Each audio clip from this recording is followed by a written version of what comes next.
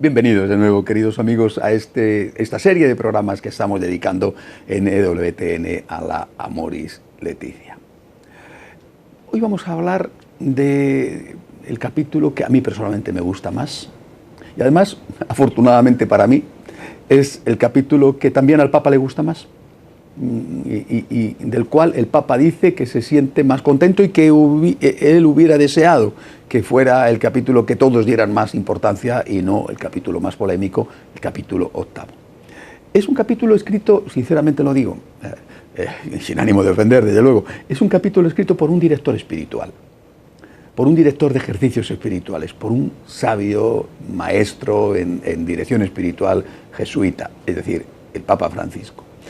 Es el capítulo que un director espiritual escribiría para guiar en el desarrollo de su camino de santificación a una pareja de esposos cristianos, ayudándoles a ver las dificultades y cómo sortearlas, las virtudes que tienen que perfeccionar. Bueno, probablemente no me va a dar tiempo en un programa a hablar de este capítulo, porque es, repito, bellísimo, intenso, hermosísimo. Es un capítulo de meditación que yo haría de meditación obligada para todos los esposos cristianos. Cómo tienen que hacer para ser santos en el matrimonio. Por ejemplo, el Papa parte del himno de la caridad, del famoso himno de la caridad de San Pablo, contenido en la primera carta a los Corintios, en el capítulo 13, y de ahí va destacando, partiendo de este himno, algunas de las virtudes que San Pablo aconseja tener. Por supuesto, San Pablo se refiere no solo al matrimonio, pero el Papa lo aplica al matrimonio. Por ejemplo, la virtud de la paciencia. Dice el Amoris Laetitia, la paciencia se muestra cuando la persona no se deja llevar por los impulsos y evita agredir. Tener paciencia no es dejar que nos maltraten continuamente o tolerar agresiones físicas o permitir que nos traten como objetos. El problema es cuando exigimos que las relaciones sean celestiales o que las personas sean perfectas o cuando nos colocamos en el centro y esperamos que solo se cumpla la propia voluntad. Me decían una cosa hace poco que me parecía genial, ¿no? Una muchacha que no se había casado, la mamá le comentaba, estás esperando tu príncipe azul, pero cuando aparece quizá el azul no es tan azul o no es del mismo tipo de azul que el azul que tú estás esperando. Es decir, nosotros no podemos pensar en ningún aspecto de la vida, tampoco en la vida familiar, no podemos pensar que la otra persona tiene que ser perfecta, entre otras cosas, porque tú tampoco lo eres. Así de sencillo. Y como tú tampoco lo eres, pues tampoco puedes pretender que el otro sea perfecto. ¿Esto significa que tienes que pasar por todo? Pues desde luego no tienes que pasar por todo. Nunca la Iglesia ha dicho eso. Lo recoge el Papa, lo acabo de leer. Pero sí que hay que pasar por mucho, que es una cosa diferente. El problema, repito, es cuando exigimos que las relaciones sean celestiales o que las personas sean perfectas o cuando nos colocamos en el centro y esperamos que solo se cumpla la propia voluntad. Entonces, todo nos impacienta, todo nos lleva a reaccionar con agresividad.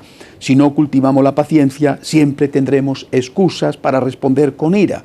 Y finalmente nos convertiremos en personas que no saben convivir, antisociales, incapaces de postergar los impulsos y la familia se volverá un campo de batalla. Esta paciencia se afianza cuando reconozco que el otro también tiene derecho a vivir en esta tierra junto a mí, así como es. No importa si es un estorbo para mí, si altera mis planes, si me molesta con su modo de ser o con sus ideas, si no es todo lo que yo esperaba.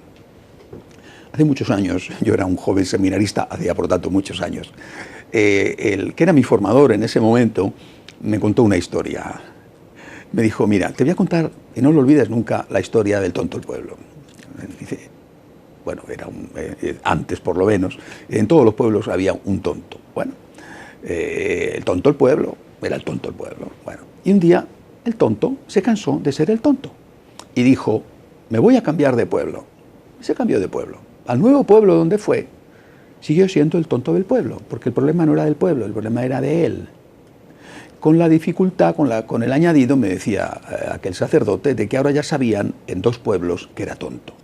Es decir, si tú estás en el centro, si todo tiene que girar en torno a ti, si te parece que los demás no son perfectos y rompes tu matrimonio y te cambias de matrimonio y el problema estaba en el otro, pero también en ti, seguramente tendrás el mismo problema en el segundo matrimonio o en la segunda relación, o en la segunda convivencia. Y naturalmente, tercera, cuarta, quinta, sexta, hoy en día la media de convivencias o de relaciones entre las parejas, cuando han pasado muchos años y han tenido, por tanto, varias relaciones, hoy en día ya estamos hablando de que tienen de 20 a 30 relaciones de convivencia, no digo de amor de fin de semana, de parejas de fin de semana, o incluso de convivencia, sin casarse, por supuesto. Es decir, es tan frágil ese vínculo, tan sentimental y por eso tan frágil, que no hay paciencia.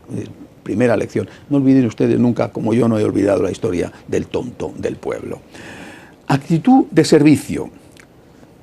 Sigue diciendo el Papa Francisco. Pablo quiere aclarar que la paciencia, nombrada en primer lugar, no es una postura totalmente pasiva, sino que está acompañada por una actividad, por una reacción dinámica y creativa ante los demás. Indica que el amor beneficia y promueve a los demás, por eso se traduce como servicial.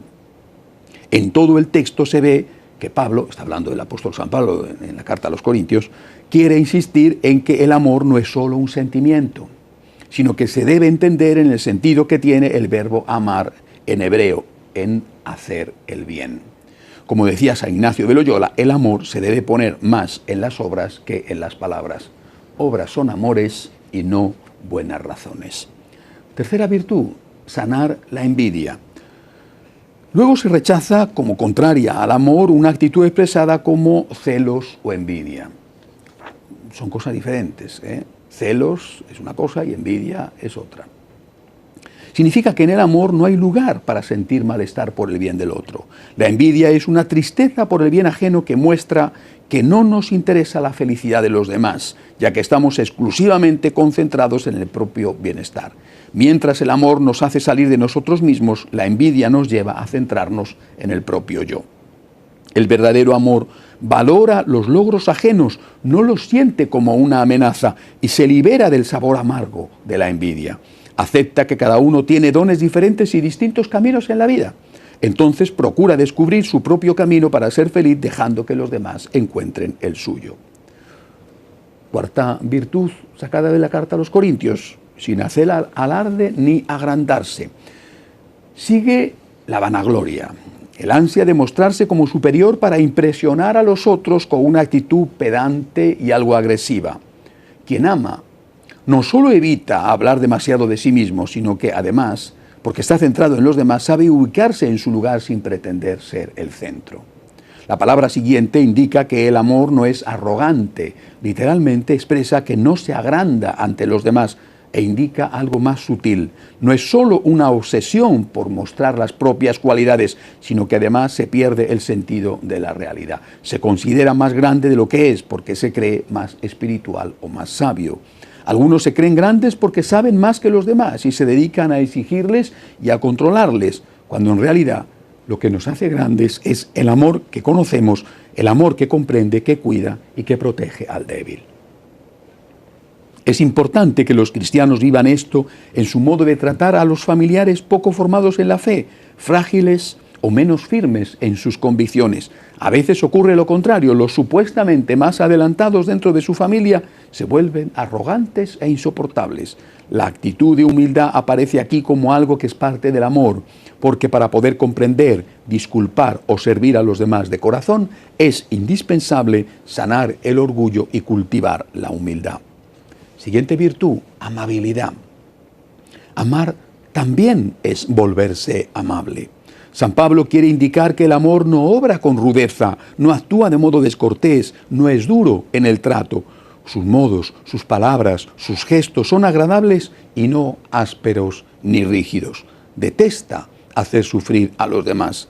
Esto no es posible cuando reina un pesimismo que destaca defectos y errores ajenos, quizá para compensar sus propios complejos. Una mirada amable permite que no nos detengamos tanto en sus límites y así podamos tolerarlo y unirnos en un proyecto común, aunque seamos diferentes. El que ama es capaz de decir palabras de aliento que reconfortan, que fortalecen, que consuelan, que estimulan. Otra virtud, desprendimiento. Hemos dicho muchas veces que para amar a los demás primero hay que amarse a sí mismos. ciertamente, de alguna manera, no de forma absoluta, obviamente. Sin embargo, este himno al amor afirma que el amor no busca su propio interés o no busca lo que es de él. Santo Tomás de Aquino ha explicado que pertenece más a la caridad querer amar que querer ser amado. Y además hay mucha más dicha y felicidad en dar que en recibir. Y que de hecho las madres, que son las que más aman, buscan más amar que ser amadas.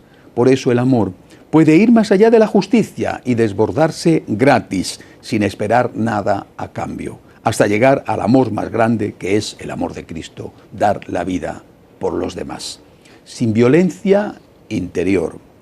Si la primera expresión del himno nos invitaba a la paciencia que evita reaccionar bruscamente ante las debilidades o errores de los demás, ahora aparece otra palabra que se refiere a una reacción interior de indignación provocada por algo externo. Se trata de una violencia interna, de una irritación no manifiesta que nos coloca a la defensiva ante los otros como si fueran enemigos molestos que hay que evitar. Alimentar esa agresividad íntima no sirve para nada. Solo nos enferma y termina aislándonos. El Evangelio invita más bien a mirar la viga en el propio ojo, y los cristianos no podemos ignorar la constante invitación de la palabra de Dios a no alimentar la ira. Una cosa es sentir la fuerza de la agresividad que brota y otra cosa es consentirla. Dejar que se convierta en una actitud permanente. Por ello, nunca hay que terminar el día sin hacer las paces en la familia. Ahora viene una expresión preciosa del Papa Francisco, que además ha repetido muchas veces, que recoge en la Amoris Laetitia. ¿Cómo debo hacer las paces? ¿Ponerme de rodillas? No. Solo un pequeño gesto. Algo pequeño y vuelve la armonía familiar. Basta una caricia, sin palabras, pero nunca terminar el día en familia sin hacer las paces. No te vayas a la cama irritado. Basta un pequeño gesto. Basta decir un te quiero, basta pasar la mano amablemente por el pelo. Claro, a veces te intentas acercar y te muerden, pero bueno, al menos por ti que no quede. Que no sea por culpa tuya, que no lo has intentado, el que no termine el día enfadado, sino que termine el día restaurando en la medida de lo posible la paz que se ha perdido. El perdón. Si permitimos que un mal sentimiento penetre en nuestras entrañas, dejamos lugar a ese rencor que se añeja en el corazón. Lo contrario es el perdón. Un perdón que se fundamenta en una actitud positiva, que intenta comprender la debilidad ajena y trata de buscarle excusas a la otra persona, como Jesús cuando dijo, Padre, perdónalos, porque no saben lo que hacen.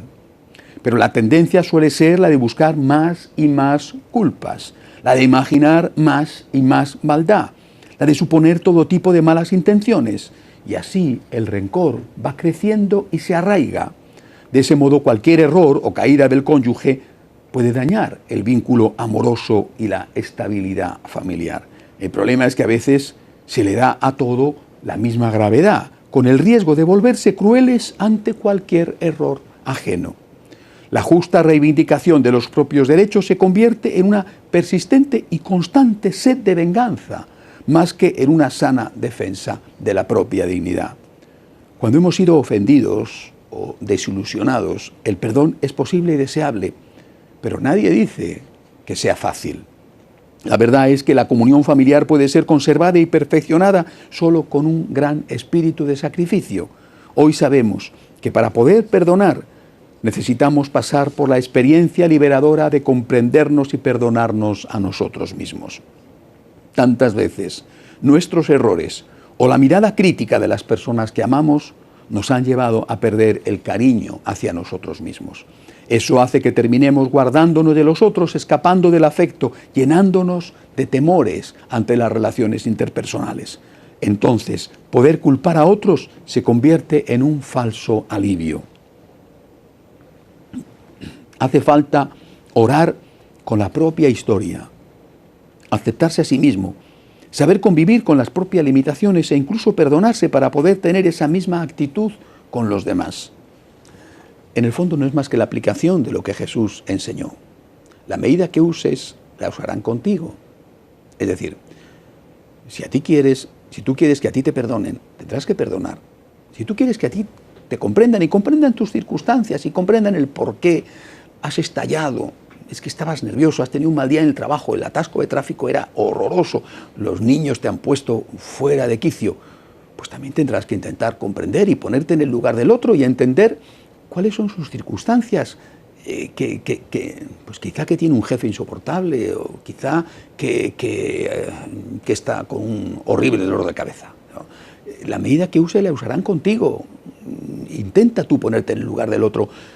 Si quieres ser perdonado, intenta perdonar. Si quieres ser comprendido, intenta comprender. Esto supone, dice el Papa a continuación, la experiencia de ser perdonados por Dios, justificados gratuitamente y no por nuestros méritos. Si aceptamos que el amor de Dios es incondicional, que el cariño del Padre no se debe comprar ni pagar, entonces podremos amar más allá de todo, perdonar a los demás aun cuando hayan sido injustos con nosotros. De otro modo, nuestra vida en familia dejará de ser un lugar de comprensión, acompañamiento y estímulo y será un espacio de permanente tensión o de mutuo castigo. Continuando con esto, el Papa habla de disculparlo todo.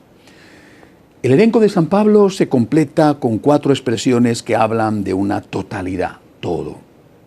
Disculpa todo, cree todo, espera todo, soporta todo.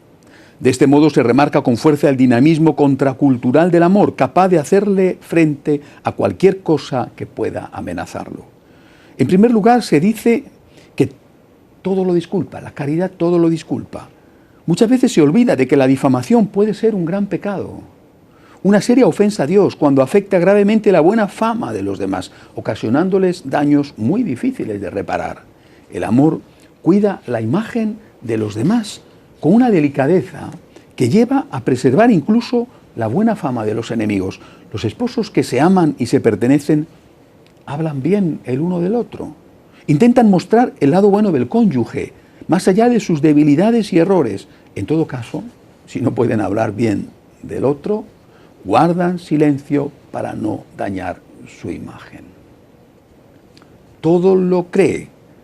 Por el contexto no se debe entender fe en el sentido teológico, sino en el sentido corriente de confianza. No se trata solo de no sospechar que el otro esté mintiendo o engañando. Esa confianza básica reconoce la luz encendida por Dios que se esconde detrás de la oscuridad o la brasa que todavía arde debajo de las cenizas. Esta misma confianza hace posible una relación de libertad. No es necesario controlar al otro, seguir minuciosamente sus pasos para evitar que escape de nuestros brazos. Esa ansia posesiva, ese tener al otro completamente bajo control, que evidentemente a veces se pasa al extremo contrario, por ejemplo con los hijos, y se les deja un campo de libertad que por la edad no siempre los hijos saben utilizar bien. Pero, por ejemplo, en las relaciones conyugales, los celos, la sensación de que tienes miedo, el otro te está engañando continuamente y caes en extremos ridículos y realmente ofensivos. Das por supuesto de que el otro no merece tu confianza.